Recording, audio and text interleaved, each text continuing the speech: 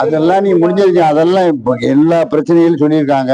நாங்க we are going to ஸ்பாட்டை பார்த்துட்டு decision CM வந்து 17ஆம் தேதி வர்றாரு மதுரைக்கு. நம்ம கான்ஸ்டியூன்சி போறோம். அப்படியே பார்த்துட்டு நாங்க டேக் டிசிஷன்ஸ். No problem. அது இல்லை, அது அவர்கிட்ட தான் கேட்கணும். சிஎம் தான் முடிவு சொல்றாரு. இப்ப நான் வந்து என்ன நிலைமை என்னங்கிறத நம்ம we have to go to spot. Rubber பூங்கா அமைப்போம் அப்படின்னு அதெல்லாம் கிடையாது. ரப்பர் பூங்கால இருக்கவங்களுக்கே வேலைக்கு சம்பளம் கொடுக்க முடியல. ரப்பர் பூங்கா அமைக்கிறது. கடந்த 10 ஆண்டுகளா வந்து குரங்கு தொல்லை அதிகமா இருக்குன்னு சொல்லி மக்களுடைய புகார் தொடர்ந்து இருந்துச்சு. குரங்குகள் இருந்தா பன்னிகள் சுடுற தொழில் இருக்கு. குரங்குகள் இருந்தா பிடிச்சி விட்டுரும். காரணம் கன்ஃபார்ம் சொல்ல முடியாது. இப்போதைக்கு இல்ல, அடுத்த வருஷம் நாங்க தானே வருவோம்.